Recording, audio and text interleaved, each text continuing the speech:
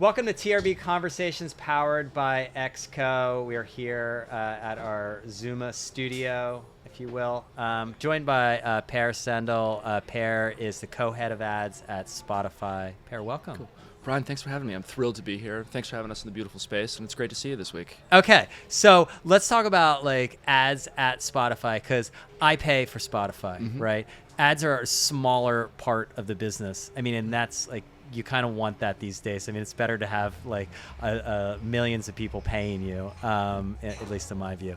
But tell me about like how ads are, how you're sort of evolving, like you know the ads product at Spotify. Yeah, awesome question. Great way for us to start today. And so, I think when I think about advertising at Spotify, it's really about a couple of things that we think about. One, it's how can we use this product and this time and this kind of information that we have to help us fuel the creator ecosystem that sits on top of it.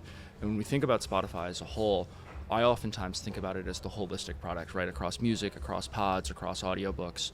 And if we think about that and we look at kind of what we've been doing over the last couple of years, last year we paid out a record $11 billion to the music industry.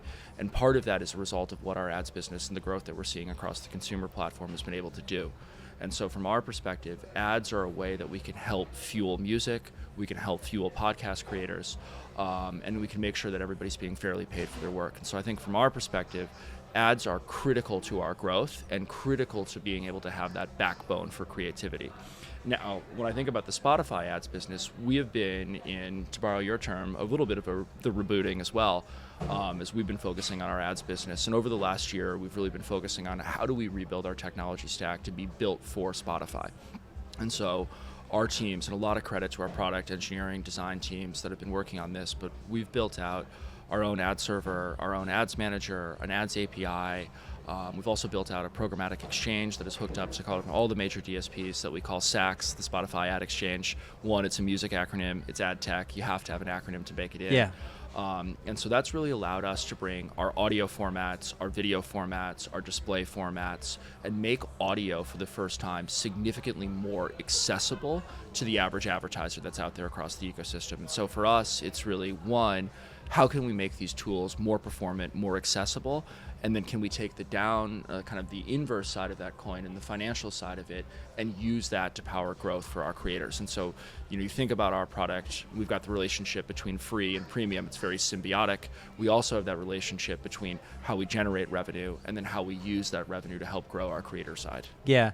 So, I mean, you have a long history in ad tech, right? So how are you, it seems like you guys are shifting a lot towards more advertising being biddable, basically through programmatic pipes. I mean, this is obviously, we're in Cannes, so there's a lot. Anyone who's not here, there are a lot of programmatic billboards here. There's a lot of ad tech companies. They have a lot of yachts in the harbor and whatnot, and obviously technology platforms are powered by programmatic. Tell me about how you look at changing like that, like from still going to be a sponsorship business for high touch and never done before sort of executions, but how important is it to move more of the advertising business to be programmatic? Yeah, great question. I think from our side, what we really feel is that the programmatic system that we've built, both between our ads manager product as well as the ad exchange, it has the same supply, the same targeting information, all of that's there. It's a question of how you want to access it. What we've wanted to do with access for our business is make it easier for everybody to have audio. And I think if you look back at the history of audio-based advertising, one of the challenges that's been there is it's been really complicated to buy audio. It's like, you'd probably have to fax me an IO, I'd countersign it, I'd fax it back to you. We'd figure out how to record the creative kind of in a studio like this one in a much less beautiful location. And then we would ship that back to the systems and we'd upload it and then we'd traffic it and we'd send you a report. And that process had always put audio at a significant disadvantage to what the growth you'd seen from the social channels or from the display channels or from the video channels on OLV, because we just weren't present in these tools. And with our introduction, kind of the new technology that we've been building and releasing, we're able to be present and alongside that. And so you can compare it with any measurement solution, whether it's our first party or your third party solution that you want to bring in play, how audio performs back to that channel. And, I think we oftentimes don't think about the power of audio and how impactful those products are. And so, if I was to tell you I'm loving it, what's the first thing that you think of? McDonald's. Cool. So later tonight, when you get that Big Mac on the way home. I'm not getting a Big Mac in France. All right. Royale with cheese. But, from that perspective, one of the things that you're thinking about is like that ad is 30 years old and that memory is still there for you. And so like, what is the attribution window for audio is a really big question that I would have. And then on top of that, that ad itself, it was actually like sung to you as a listener by Justin Timberlake, and then that ad itself was actually written by Pusha T, the rapper who did the original creative, and he's gone now to write a ton of different ads for QSR brands. And so I think like music plus audio plus fandom plus this connection and that memory is so critical. And like we remember this ad 30 years later, and I don't know if you're gonna have a favorite ad from this year alone, and you've got that opportunity to think about them, but audio has this staying power. And now that we're able to open up this access, you can access that same staying power for your brand in real time, in a method that you want to buy, in a way that you want to measure. And that's really been our approach over the last year is how can we just improve this product to make it so that everybody can see its impact? Because that's what I always wonder when particularly technology platforms have a really big subscriber base, right?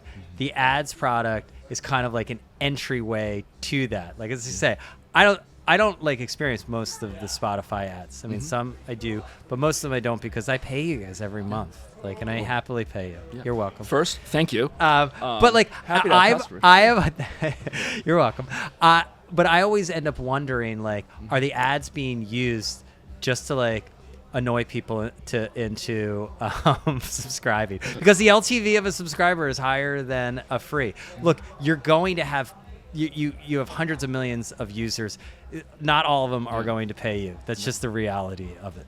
Yeah. But I wonder like how you think about that because I always had some sort of conspiracy theory that like sometimes I'll say it was Pandora. I thought that Pandora was like optimizing to like when they could like really annoy me enough that I would subscribe. Yeah. So, I think this is actually a very fun moment in time to have this conversation because Spotify this year, we just turned 20 years old. That's amazing. And isn't it incredible? And so, we swapped your logo to a disco ball earlier this year, and I think we had a ton of fun doing that. But when you think about Spotify as a whole, this is one of the things that, like, as a product and a platform, it is something that has been with you for so long. And as we dropped kind of, that like version of rap that came out for our 20th anniversary, we were kind of telling you when you got onto Spotify for the first time. And like, I looked at it and like, I've been on Spotify for like 16 years. And when you think about that journey, like I was a lot younger then, I was in a different financial situation, and I did start as a free user and I eventually upgraded to ads. And I think what we've wanted to do is make sure that our consumer experience can grow with you, and the features that we're building provide value for the stage that you're at and how you want to consume. And we've actually started to take this approach into ad products as well. And one of the ad products that we've released this year is a product that we call Sponsored Playlist. And what this allows us to do is give a brand the ability to take over one of our premier playlists that exists for a day. And that could be something like Rap Caviar, or it could be something like Discover Weekly. And what we do is we then kind of have and work with the brand and our creative teams to take over kind of that masthead of the area that can bring their brand images in, that can bring that engagement. And then throughout the playlist, instead of having that normal ad load that you'd have, we actually have taken the different approach than that, where we reduce the ad load. And we want to give back that value to the user because the brand is engaged with us in that playlist. And so we remind the user, as kind of the auditory reminders come in, that you're getting a reduced ad load because of this brand. And I think that, is a really compelling way to build products, because ultimately, if you're an audio platform, you want these users to engage, you want them to find moments that are magical. And if they're able to have a better consumption experience and a brand is able to generate that goodwill from a lift perspective and an incrementality perspective, that's one of the best ways to have impact with audio. And you can really both measure that and kind of how happy a user is on the platform and how much their fandom is and their re-engagement. But you can also have that approach of making sure that you're doing the right thing for that brand. You can really tell a story with that method. Yeah. So on Agentic, I go up and down this street here, this Quaset. This is the main drag of Cannes, and it's all Agentic this, Agentic that. And is this real? Not in the efficiency, back end stuff, but how much of the talk about agentic advertising is talk versus reality now? I'm not saying it will not eventually be true. Not that ad tech would ever talk about things before their reality. I think we've both been in ads a long time on this one. But I think this is a great question, and what we've been really excited about is how quickly we can now build software. And so if I go back kind of the start of this year, and when I kind of got like really deep into it was like the release of Opus 4.6, and I'd been casually playing before that, but now from the Spotify perspective, a lot of our code is being written by these software agents. And so from a build perspective, we are writing just the vast majority of our code now agentically. And now when we bring that into the ecosystem of advertising, we've released a number of products this year already that are helping us move in this area of agentic buying or agentic discovery, agentic trafficking. And so we've got a CLI and a Codex plugin that we released, and we've actually open sourced these, which is really easy and makes it super fun for a brand or somebody to pull that off the shelf, fork it into their own code base and utilize that. But these agentic ways to buy, I think we're still very early in this journey. And from a process and a workflow perspective, something like a CLI plugin allows you to use natural language processing, transact directly from a command line. And we were first building these things kind of as internal tools to make ourselves work faster, and then we were using them with our internal marketing teams, and then we realized that we had to open source these to the community to allow other people to build on top of our tech, contribute to that code base, and move faster. And so we're starting to see a lot of adoption in this area, kind of with agentic solutions. We've also built a couple agentic solutions that live inside of our Ads Manager product. And so you can think of, kind of buying an ad in the old days, and you're in an Ads Manager, and I've built a lot of these, and you're clicking the drop downs, you're selecting the options. But we actually launched this week the ability to come into Ads Manager and just type in that audience that you're looking for, and then we automatically use LLMs to find, discover, and plan it into that way. And so that allows you to connect an LLM directly to the targeting and information backends that you have. And over the last year, we're about a year into this journey, we released a generative AI creative plugin that sits in Ads Manager. You can also leverage that on our programmatic exchange as well, where you can come in, you can type information about your brand, you can tell us who you are, your website URL, words to use. We're available in about 12 languages now with 100 different voices and background music that you can mix in. You should give it a try. It's actually really fun to play with. And you can build these little ads, and it creates a 30-second spot. You can directly launch that immediately from our tools and tech. And it's free to use. And it's actually kind of fun to build a bunch of ads, and allows for a lot more iteration that's across the board.